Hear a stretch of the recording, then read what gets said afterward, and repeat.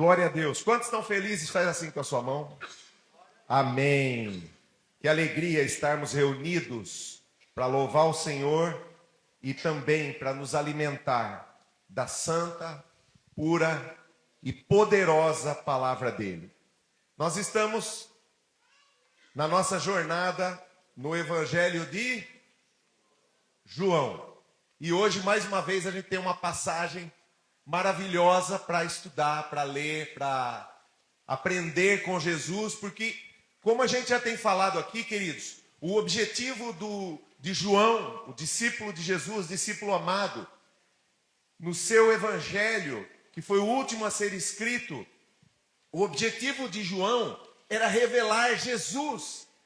Jesus, o homem, mas também Jesus, o Filho de Deus, que veio a esse mundo.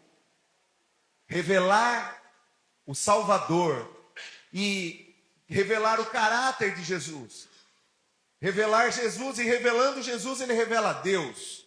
E eu tenho estado muito feliz e sentido um privilégio muito grande de nós fazermos essa série. Pregar o Evangelho de João é uma surpresa atrás da outra. É uma riqueza insondável. E hoje nós vamos ter um texto aqui, que é a história da mulher samaritana. E eu tenho certeza que vai ser bênção para os nossos corações. Amém? Eu vou começar a leitura, vou ler do 1 ao 26. Que a história é um pouco longa, mas com certeza você vai ser abençoado. Então eu vou ler na versão Ara. Isso mesmo. Obrigado, querida. Quando, pois, o Senhor veio a saber que os fariseus tinham ouvido dizer que ele, Jesus, fazia e batizava mais discípulos que João, se bem que Jesus mesmo não batizava, e sim os seus discípulos, deixou a Judéia, retirando-se outra vez para a Galileia. E era necessário atravessar a província de Samaria. Chegou, pois, a uma cidade samaritana chamada Sicar, perto das terras de Jacó, que Jacó dera a seu filho José. Estava ali a fonte de Jacó. E Jesus, nessa hora, então, ele estava cansado da viagem. Foi uma viagem longa. E ele estava cansado da viagem. E ele se assenta junto ao poço, à fonte, por volta da hora sexta, que traduzindo-se era meio-dia. Isso era meio-dia, imagina o calorão. Nisto veio uma mulher samaritana daquela terra tirar água. E disse-lhe Jesus: dá-me de beber.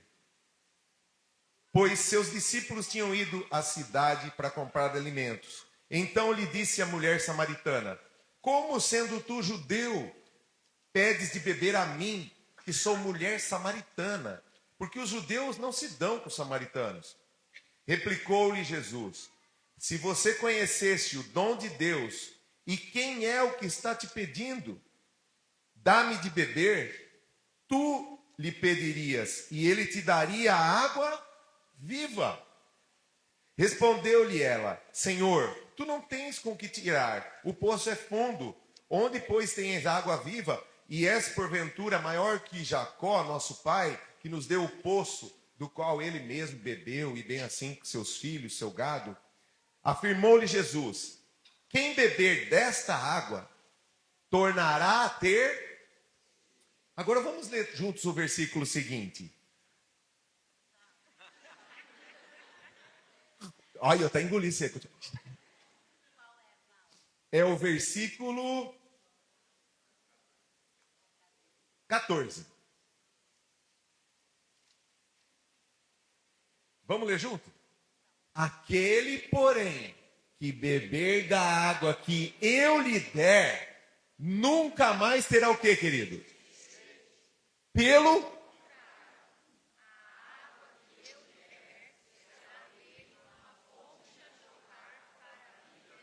Que coisa maravilhosa. Vamos seguir. A gente vai voltar aqui depois. Disse-lhe a mulher: Senhor, dá-me dessa água, para que eu não tenha mais sede e nem precise ficar aqui vindo buscá-la. Disse-lhe Jesus: vai, chama teu marido e volta. Ao que lhe respondeu a mulher: não tenho marido.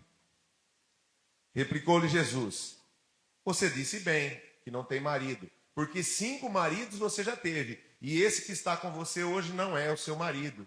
Isso você disse de verdade. Senhor, disse-lhe a mulher, eu vejo que tu és profeta, um homem de Deus. Nossos pais adoravam nesse monte. Vós, judeus, dizeis que em Jerusalém é o lugar onde se deve adorar. Disse-lhe Jesus, mulher, creia em mim, a hora está vindo em que nem nesse monte e nem em Jerusalém será lugar de adoração. Vós adorais o que não conheceis, nós adoramos o que conhecemos, porque a salvação vem da descendência dos judeus. Jesus é descendente dos judeus. Mas, vamos ler de novo agora esse daí, que é importante também. Mas venha e já...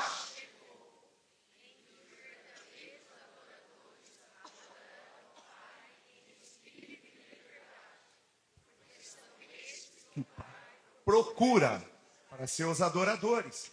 Deus é espírito, importa que os seus adoradores o adorem em espírito e em verdade.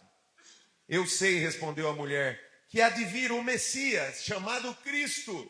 Ela conhecia as profecias.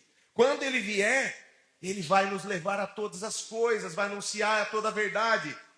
Jesus vira para ela e fala o quê? Sou eu que estou falando com você.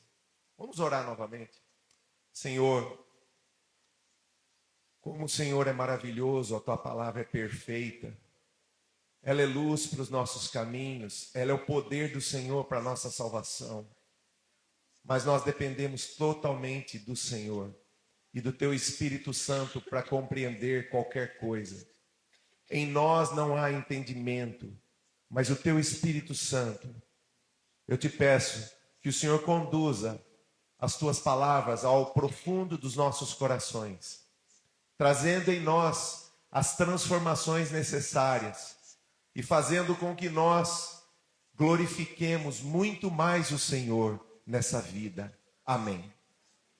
Queridos, eu gostaria de trazer para vocês 4 ensinamentos de quem é Jesus, de como Jesus pensa e como ele age, sobre a pessoa de Cristo. Esse texto revela um pouco mais de tanta riqueza que é o nosso Deus. Como o nosso Deus é rico. Ele é rico em sabedoria, ele é rico em conhecimento. Nós nunca poderemos conhecê-lo totalmente, porque nós somos limitados. Mas ele dispensou para nós coisas que nós devemos saber. E a primeira coisa que eu acho muito interessante aqui é que Jesus é o mestre da comunicação. Por quê? Se você for ver, Jesus cansado se encosta na fonte e aí chega uma mulher samaritana. Os homens naquele tempo não conversavam muito já com mulheres. Havia uma cultura um pouco de discriminação. E ainda por cima havia uma diferença, uma hostilidade entre judeus e samaritanos. O samaritano era o tipo de um judeu mestiço, que tinha misturado no meio do culto a Deus outras culturas pagãs e adorava outros deuses misturado com o Deus de Abraão. Então eles eram vistos pelos judeus que mantiveram a pureza, eles eram vistos como uma raça estranha, mestiça e impura. A um ponto que eles não bebiam no mesmo copo, não compartilhavam as mesmas coisas. Por isso que ela falou assim, como que você, judeu, fala comigo? E mais do que isso, ela era uma mulher discriminada. Ela foi num horário buscar água, que é um horário que ninguém ia, meio-dia. Era um péssimo horário para você caminhar com um cântaro nas costas. E ela foi nesse horário por quê, querido? Porque ela já era mal vista. Ela tinha vários relacionamentos, provavelmente uma pessoa à margem da sociedade. E ela foi sozinha. E quando ela chega, acostumada a ser desprezada, sabe aquela pessoa acostumada a ser ignorada? Acostumada a ser ignorada. Ela chega... Desculpa, gente, eu engoli uma barata agora às 3 da tarde. Estou tentando voltar. E aí, ela chega e Jesus entra em contato com essa mulher. E aí vai a minha primeira pergunta para vocês. Qual era a única coisa em comum entre Jesus e essa mulher tão diferente? Quem sabe? Valendo um lugar no céu. Ninguém quer chutar? Pode chutar. Nós estamos em família. A única coisa em comum entre essa mulher e Jesus, o ponto de conexão que Jesus, o mestre da conexão, a primeira coisa que eu quero dar lição para vocês sobre Jesus que eu vejo, Jesus é o mestre da conexão. Ele encontrou uma pessoa totalmente aleatória, totalmente diferente dele, provavelmente com idade, com sexo, já é difícil conversar com mulher. Eu falo que a Elaine não me entende. Nós somos totalmente, ele era totalmente diferente. Mas Jesus tinha uma coisa, querido. Jesus era desesperado por salvar pessoas. E ele é até hoje. Ele é um desesperado. Ele morreu para salvar. Então ele encontra aquela mulher e ele olha para ela e fala assim: como que eu vou conectar com essa pessoa? Como que eu vou liberar meu amor? E aí ele vira no único ponto que eles tinham em comum e ele entra. Os dois tinham sede. Os dois queriam água. Então ele vira para ela e fala o quê? Me dá um pouco d'água. Queridos, Jesus cria conexões onde parece impossível. Jesus é o Deus do entendimento. É o Deus do contato. Vivemos num tempo hoje onde os relacionamentos se rompem, onde nós vivemos distanciamentos. Nós vivemos num tempo de pouquíssima conexão, sim ou não? Vá nos restaurantes daqui a pouco, me paga uma pizza, eu vou te mostrar. E eu vou te provar o que eu estou falando. Querido, entre no restaurante e você vai ver famílias reunidas numa mesa, mas desconectadas, conectadas por um celular, conectadas com notícias do mundo todo, mas não conseguem se conectar com a pessoa que está do seu lado, não consegue conectar-se com sua própria esposa, não consegue conversar com seus filhos. Que desgraça, que tristeza, um bando de gente que está junto, mas não consegue se conectar. Mas Jesus chega naquele poço, o rei da conexão. E aí eu quero fazer uma pergunta para você. Como estão suas conexões? E Jesus luta pela conexão. Jesus luta por encontrar pessoas. Jesus luta por trocar. Não importa o quanto você sabe. Vou falar uma coisa para você. Não importa o quanto você tem e não importa o quanto você sabe. O que importa é o quanto você está disposto a repartir e o quanto você está entregando.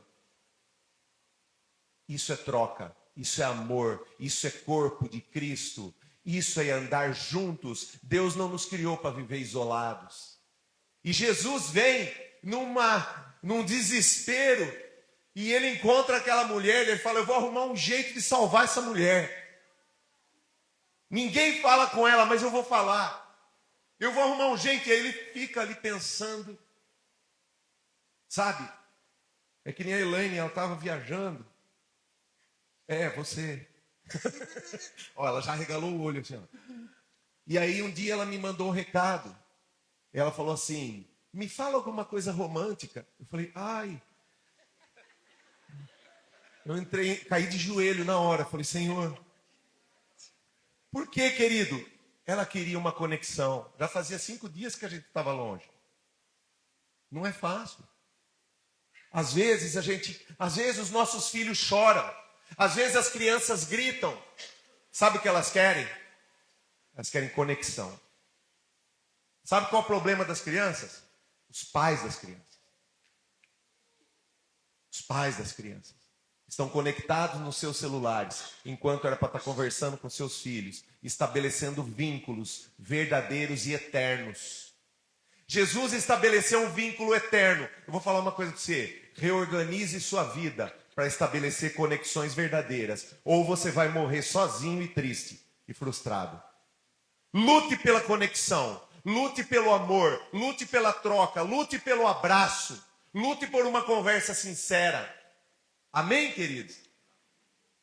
Jesus teve uma conversa verdadeira com essa mulher. Eu amo isso nele. Ele é direto, ele é verdadeiro, ele luta. E essa é a trajetória dessa conversa. Um Deus que nos ensina a nos comportar como homens e não como objetos, e não como animais. Não é porque você tem o sexo masculino que você é homem. Você pode ser um animal. Não é porque você tem o sexo feminino que você é uma mulher. Sabe, querido? Nós precisamos aprender a ser homens e mulheres de Deus, que se importam muito mais com pessoas do que com coisas. O mestre da sensibilidade olhou para aquela mulher com amor e pensou: eu preciso salvar. O mestre do entendimento, o mestre da reconciliação, porque 2 Coríntios 5, verso 18, diz que ele reconciliou a nossa vida com Deus. Olha só. Ora, tudo provém de Deus, que nos fez o quê? Reconciliou com Ele mesmo, por meio de quem? Mas no final desse texto, olha o que ele diz: que Ele nos deixou o quê? A minha pergunta para você: você é o cara que cria pontes? Você é o cara que junta? Você é o pacificador? Você é o cara que engole o desaforo porque você ama? Você é o cara que ignora quando falam alguma coisa de você, porque no fundo você sabe quem você é. Você é um pacificador. Você é um homem de Deus, uma mulher de Deus. E o seu compromisso é com o Pai. Amém? O mestre da reconciliação. Luz para as relações humanas. O mestre do acordo. Vou falar uma coisa para vocês. Quando começa a haver muito desentendimento, quando começa a haver muita briga, quando começam a brotar atritos, o subir das vozes, isso é sinal de que está sobrando carne e está faltando Jesus. Preste atenção no seu relacionamento, preste atenção na sua casa. Se está sobrando briga, está sobrando a sua carne. É hora de ir para o altar, é hora de cair de joelhos e falar assim: menos de mim e mais de Jesus no meu casamento. Menos do meu ego, menos do que eu quero, dos meus direitos, e mais de Cristo. Mais intencionalidade. Eu quero conquistar. Você perdeu o relacionamento com seus filhos? Vai para cima. Vai para cima. Amém? Segunda coisa interessante. No verso 13. Quem beber dessa água tornará a ter o quê? Mas aquele que beber da água que eu lhe der, nunca mais terá sede.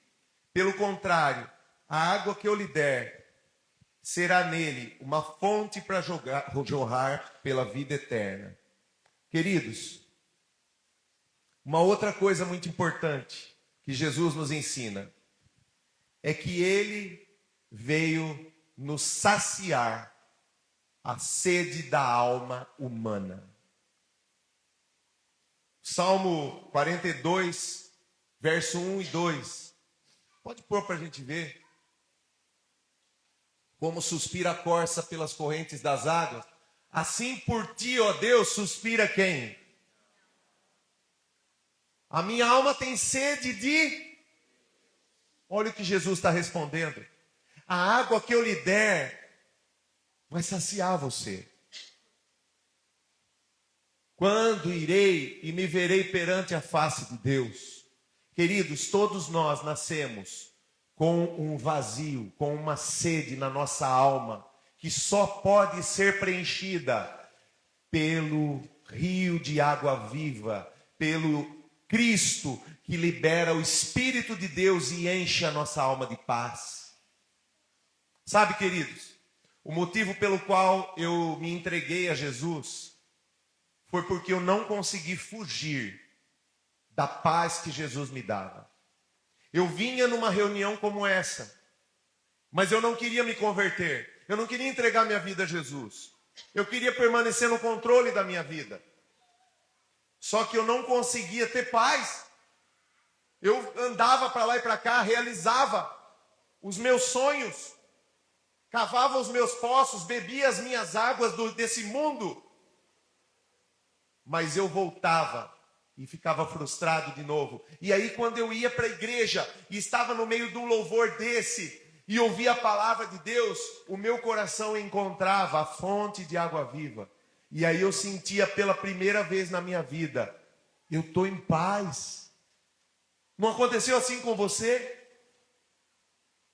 Sabe, queridos, as pessoas estão lá fora gastando milhões em dinheiro, gastando todo o seu dinheiro, comprando uma casa maior que a outra, comprando um carro mais novo que o outro, fazendo uma viagem supostamente mais emocionante, buscando sua dopamina a todo momento, querendo uma curtida. Estamos compulsivos, estamos com muita sede, temos muita sede, queremos postar muito.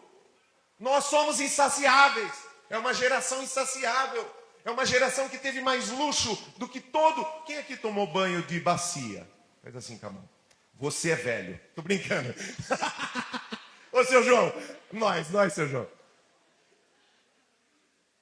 Querido, nunca se teve tanto luxo, nunca se teve tanta mordomia e nunca se viu uma geração tão insatisfeita. Nada tá bom. Nada tá bom. É um coração vazio. Sabe por quê? Porque só buscam satisfação nas coisas desse mundo. Só buscam os poços de Jacó. Só buscam, sabe, querido? Quem beber dessa água, verso 13, o que é que Jesus falou? Quanto você beber desse mundo, o quanto você tentar se alimentar dos luxos desse mundo, o quanto você tentar se realizar nas suas vitórias, o quanto elogio bastará para você? Essa é a minha pergunta. Quanta homenagem bastará para você? Quantos seguidores bastarão para você? Nunca você será satisfeito. Nunca, porque quem beber dessa água tornará a ficar insatisfeito. E esse é o quadro do que vivemos hoje. Essa palavra, querido, ela tem um centro. E o centro dessa palavra é: estamos buscando satisfação nas coisas erradas. E enquanto fizermos isso, mesmo os crentes, seremos frustrados. Porque quem beber da água que Cristo dá, jamais terá sede de novo. Até quando vamos bater na porta do diabo para obter as coisas que nós queremos? Até quando vamos virar escravo do consumismo para ser feliz? Quanto tempo dura um carro novo para você? Quanto tempo dura a sua alegria? Uma semana? Quanto tempo dura uma postagem do sucesso sua? 2 dias? É pouco demais. O ser humano é insaciável. O ser humano tem sede do eterno.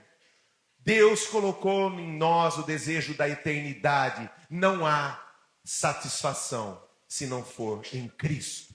Amém, queridos? Olha uma frase que Deus fala para Davi, que é algo que me marca sempre. Sempre eu apanho dessa frase. Vamos lá, 2 Samuel 2 Samuel 12, versículos 7 e 8.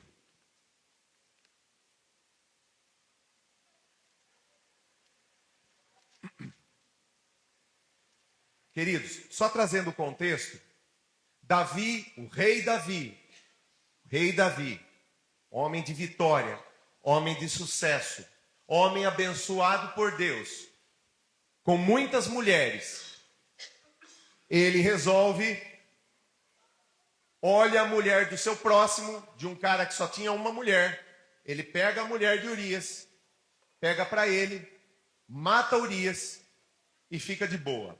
Aí Deus vem através do profeta Natã, põe o dedo na cara de Davi e fala uma verdade para ele. E essa verdade serve para nós hoje. Então disse Natã a Davi: tu és o homem, assim diz o Senhor, Deus de Israel. Eu te ungi. Então vamos contar. Olha o que Deus está falando para ele. Primeiro, Davi, eu te ungi o quê? Rei sobre Israel. Segunda coisa, eu te livrei das mãos de Saul, que era o seu inimigo. Eu protegi você. Eu te ungi rei. Eu protegi você do mal. Pode ir para o próximo. Eu dei a casa do teu senhor e eu dei para você as mulheres. Davi tinha mais de 300 mulheres. Já imaginou o que é isso? 300 cartão de crédito. E você dá e fala, vamos passear no shopping. Aluga 6 ônibus, daquele grande. Fala, vai mulherada. Quem que aguenta isso? Eu dei as mulheres para você. Você tinha muita mulher. E também eu te dei a casa de Israel e Judá. Mas agora, querido, vem a frase que me pega. Vem uma frase que Deus fala, que nos constrange. Porque Deus fala assim, eu te dei tudo isso, mas se isso fosse pouco, eu te daria o quê?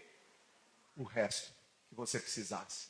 Mas você não precisava ter batido na porta de Satanás, ter feito a vontade do diabo para se satisfazer. E muitas vezes, querido, eu me pego buscando em lugares que eu não devia a minha alegria. E essa palavra me constrange. Quem somos nós como cristãos? Aonde nós estamos colocando os nossos valores? Porque Deus, o nosso Deus, é o Deus que tem prazer em nos dar aquilo que precisamos. Então ele vira para Davi e eu sinto Deus falando isso comigo e com você. Eu te dei isso, eu te dei saúde, eu te dei família, eu te dei casa. Está faltando comida para você? Não. E se isso fosse pouco, você devia ter vindo falar comigo. Porque no meu altar existe espaço para te ouvir e eu te ajudaria.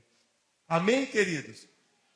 Porque o nosso Deus, Ele é generoso, Ele é poderoso, Ele é rico. Mas tem uma coisa que Ele não se agrada. É que você bata na porta dos ídolos, de outros deuses, para buscar solução para os seus problemas. Amém, queridos? Que nós não caiamos no mercadinho de Satanás. Que nós não caiamos pedindo conselho para ímpio. Que nós não sejamos a igreja tola que cai na ladainha do diabo, de mídia, que sai no jogo desse mundo. Porque João diz, não ameis o mundo e as coisas que há no mundo, porque a concupiscência da carne, a soberba da vida, a concupiscência dos olhos, procedem do mundo e não de Deus. E quem quiser ser amigo do mundo, será inimigo de Deus. E aí Jesus vem e fala, depois de tanto tempo, a mesma coisa que Deus falou para Davi. E ele fala assim, quem beber de mim, eu sou a fonte da água viva, nunca mais terá sede. E você, além de não ter sede, você se tornará o quê? Uma fonte de Deus. Amém, queridos? Que coisa maravilhosa. Temos um Deus rico. Temos um Deus acessível. Temos um trono da graça. Temos um Deus nos esperando todos os dias. Todos os dias quando você se acorda. Sabe quem está te esperando? Deus e o diabo. Para quem você vai? Você pega o celular? Ou você abre a janela, olha para o céu e busca no Todo-Poderoso o seu dia? Amém? De onde me virá o socorro? Elevo os meus olhos para os montes, de onde me virá o socorro? O meu socorro vem do... É isso que Deus se agrada. É disso que Deus gosta. Ele gosta dos filhos dele pedindo as coisas para ele. Você gostaria que os seus filhos pedissem as coisas para outra pessoa? Não. Porque você tem prazer em dar. Esse é o nosso Deus. Terceiro ponto. Jesus, então, depois de falar essas coisas para ela, ela ainda não entendeu. Ela não tinha entendido direito.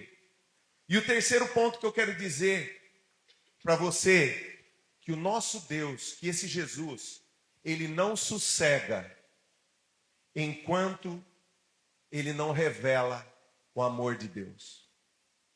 E ele vira para aquela mulher, ela fala assim no verso 15: Senhor, dá-me dessa água para que eu não tenha mais sede e nem precise vir aqui buscar. Ela ainda estava na água natural.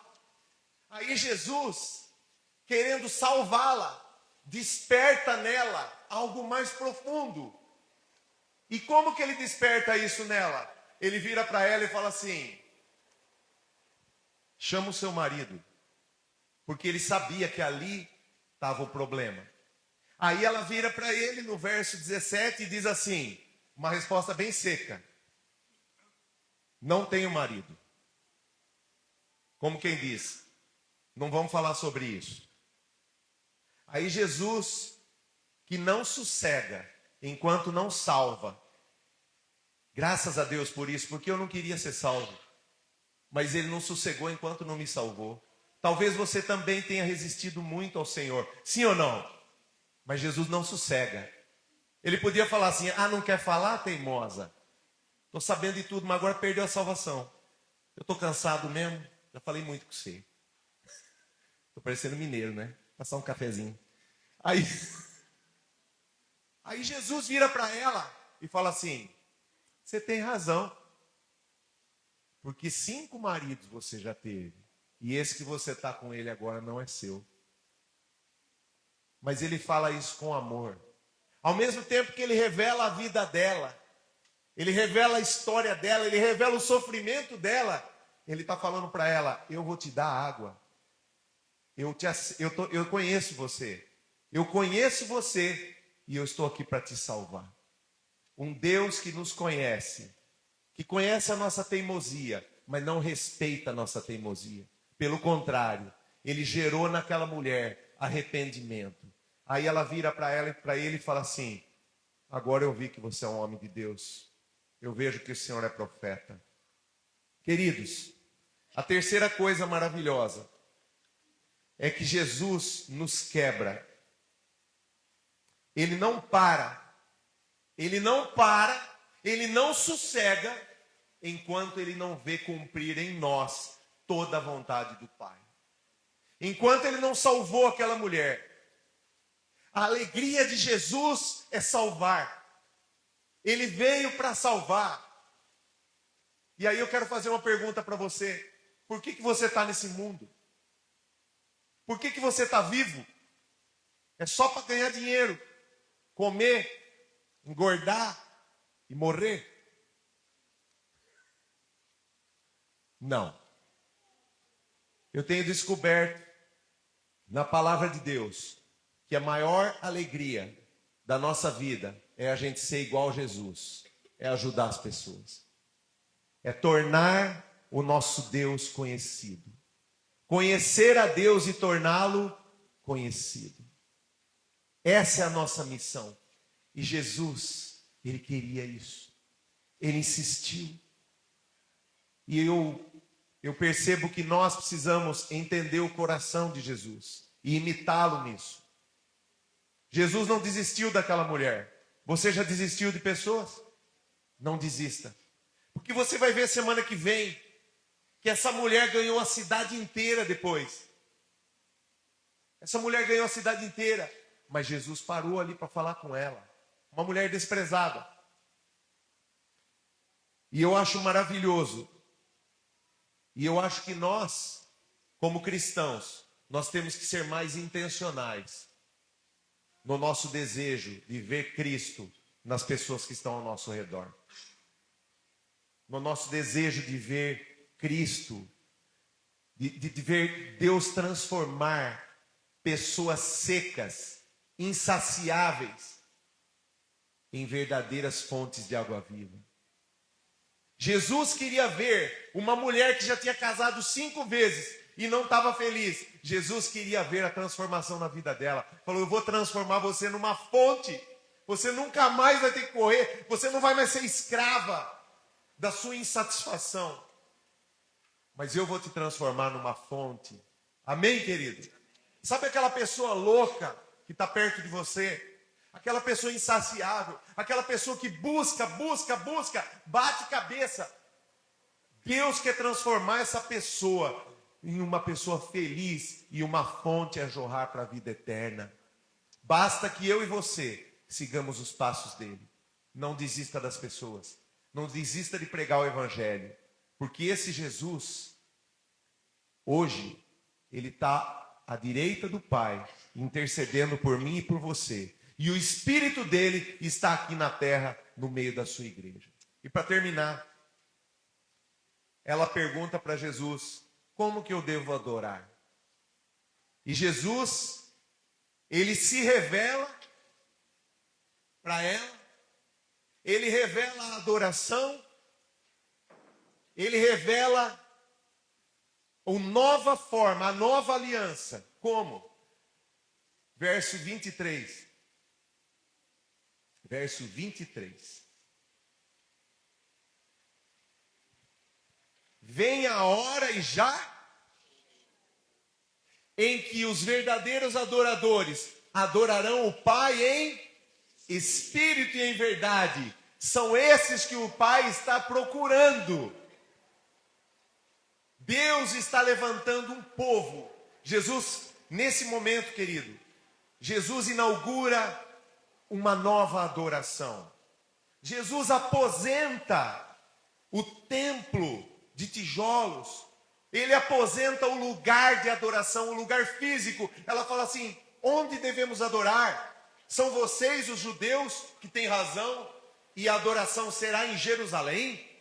Ou porque ela viu que ele era de Deus, ela falou, onde eu devo adorar? Ou é no Monte Gerizim, que eles estavam perto, que é o lugar que o samaritano adorava.